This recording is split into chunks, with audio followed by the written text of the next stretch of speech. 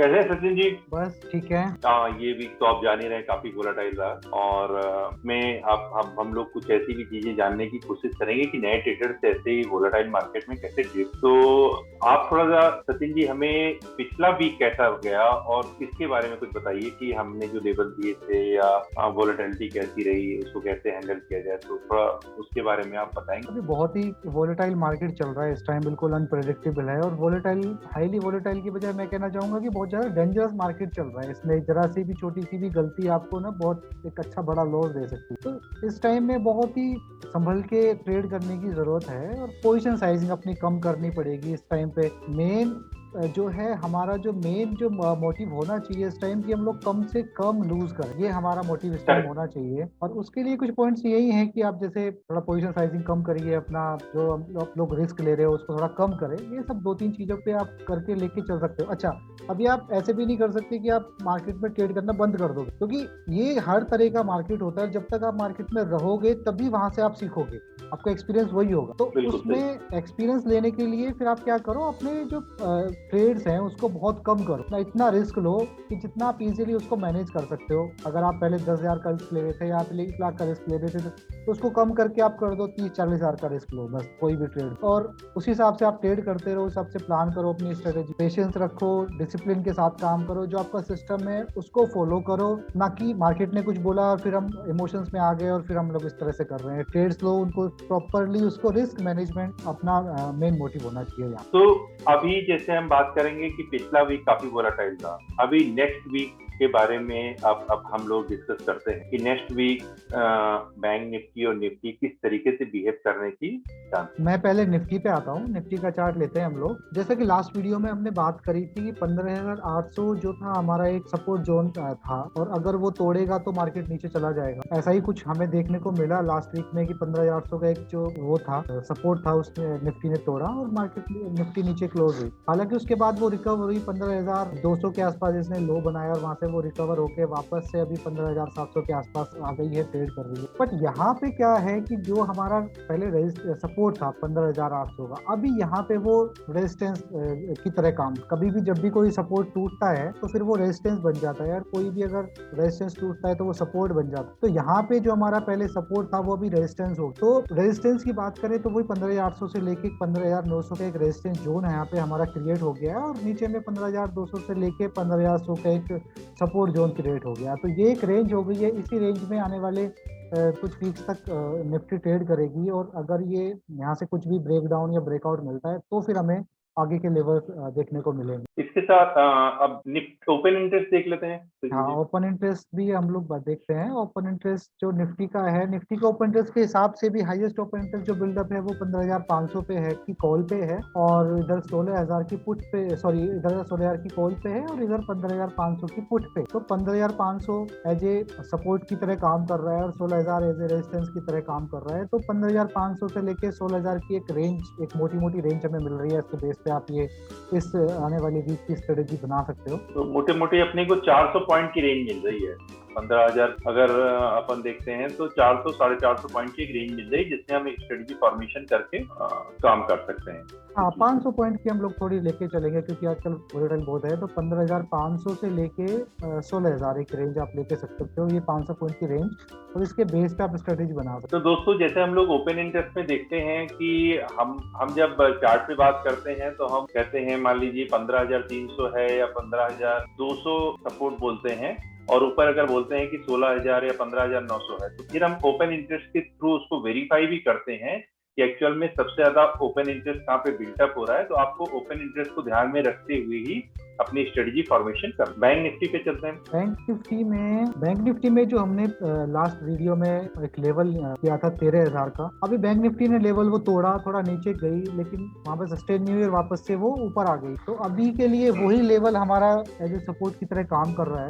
13,000 से लेके 33,000 से लेके 32,800 का एक सपोर्ट जोन है, और ऊपर में 34,700 से लेके 35,000 का एक रेजिस्टेंस है। इसी में बैंक निफ्टी लग रही है मुझे ट्रेड करेगी। यहाँ से नीचे जाती मुझे भी लग नहीं रही है, क्योंकि RSI भी एक पॉजिटिव डाइवर्जन यहाँ पे बना रहा है। तो 33,000 जो है यहाँ पे एक मेजर सपोर्ट जोन है, और जब तक वो इसको तोड़ के नीचे सस्टेन नहीं करती, एटलीस्ट 4-5 ट्रेडिंग सेशंस तक वो उसके नीचे सस्टेन नहीं करती है बैंक निफ्टी, तो नीचे का लेवल देखने को नहीं। ओके, ओपन इंटरेस्ट देखते हैं। तो ओपन इंटरेस्ट के हिसाब से भी हमारा जो फर्स्ट सपोर्ट आ रहा है वो 33,000 पे आ रहा है, और जो रेजिस्टेंस है वो 34,000 आ रहा है। तो नीचे में 33,000 से लेके 32,500 ये एक सपोर्ट जोन आप कह सकते हो, और 34,000 से लेके 34,500 ये एक रेजिस्टेंस जोन कह सकते हो बैंक निफ्टी के। तो अभी जैसे देख रहे हैं कि जैसे अभी जैसे आप शुरू में साइजिंग की बात कर रहे हैं, मैं इसमें एक चीज देखता हूँ कि मेरा भी जो ट्रेडिंग एक्सपीरियंस है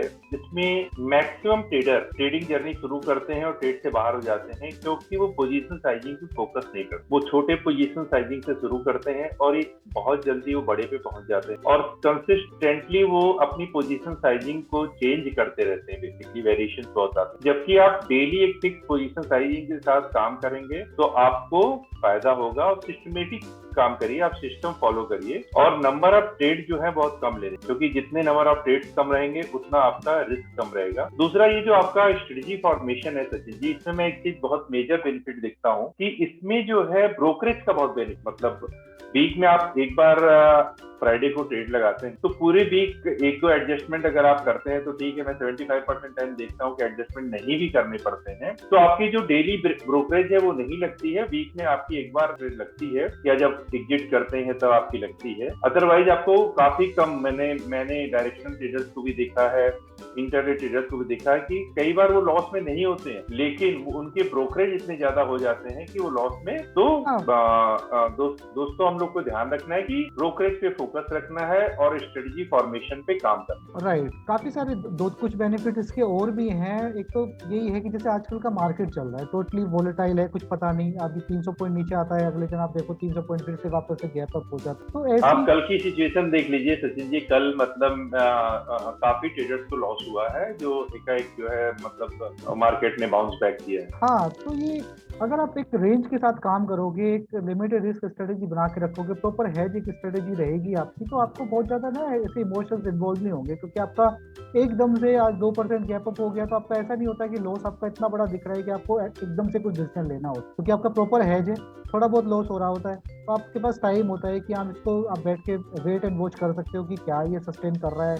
ब्रेकआउट जो है अभी 80% जो है ब्रेकआउट्स वो है फॉल्स ब्रेकआउट होते हैं, मार्केट जाता है ब्रेकआउट देता है वापस से। तो ये कंफर्मेशन होती है आपके पास कि आप वेट करो, आराम से देखो कि क्या सस्टेन कर रहा है। सस्टेन कर रहा है तो उसके बेस पे आप रेट कर लो, एडजस्टमेंट कर लो, नहीं तो फिर वापस से नीचे आ जाता है। तो मोस्ट ऑफ द 70% टाइम तो यही होता है, जाता है ब्रेकआउट देता है वापस से नीचे आ जाता है। तो देखोगे आपकी जो आपकी फ्राइडे की रेंज है उसी में आके वापस से निफ्टी एक्सपायर हो जाता है। मतलब आप कहना चाहते हैं कि अगर हमने स्ट्रेटजी लगा दी तो हम चैन से सोच सकते हैं, पैनिक सिचुएशन नहीं होगी। किसी भी कंडीशन में आपका लॉस लिमिटेड है और कितना मैक्सिमम लॉस हो सकता है ये आपको पता है। तो ये सिचुएशन तो बहुत ही अच्छी है, बहुत ही अच्छी है। तो इसी पे दोस्तों हम लोग एक वेबिनार लेके आ रहे हैं जो 26 जून को है, जो 1.5 घंटे का अपना करीब 90 मिनट से 2 घंटे का वेबिनार रहेगा, जिसमें हम ऑप्शन के बारे में बहुत कुछ सीखेंगे और जानेंगे कि रेगुलर बेसिस में ऑप्शन के थ्रू इनकम कैसे जनरेट की जाए। तो अभी अपना समय है स्ट्रेटजी, इस वीक की स्ट्रेटजी का। तो सचिन जी हमें अपनी इस वीक की स्ट्रेटजी दिखाएंगे। तो जैसे कि हमने बैंक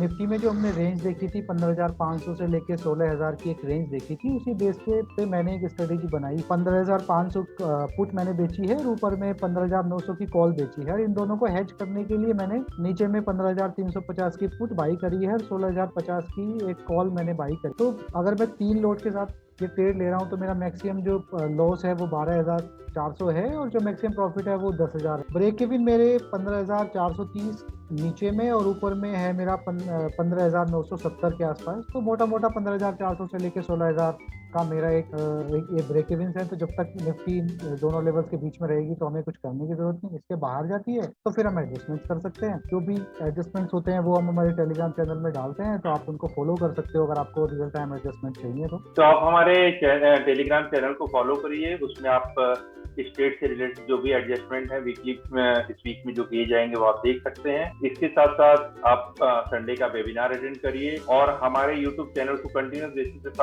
को फॉलो करते रहिए, लाइक करिए, सब्सक्राइब करिए, क्योंकि हम इसमें अगले वीक से एक्सपायरी स्पेशल लाने जा रहे हैं जिसमें हम एक्सपायरी ट्रेड और एक्सपायरी के बारे में डिस्कशन करेंगे। वो हर बुधवार को आएगा और आपको एक्सपायरी के दिन कैसे ट्रेड करना है इसके बारे में हम डिस्कस करेंगे और आपको बताएंगे। तो ऑप्शन एक्सिस कंटिन्यूअस बेसिस पे आपके लिए नई नई चीजें लेके आएगा और कैसे ट्रेडिंग करनी चाहिए और ट्रेडिंग साइकोलॉजी पे कैसे काम करना चाहिए, ट्रेड पे कैसे रिएक्ट करना चाहिए, ट्रेड को कैसे एग्जीक्यूट करना चाहिए, इन सारी चीजों के बारे में हम लोग कंटिन्यूअस बेसिस पे प्रैक्टिकल डिस्कशन करते रहेंगे। तो अब मिलते हैं अगले एपिसोड में। नमस्कार। Thank you Sachin ji. Thank you.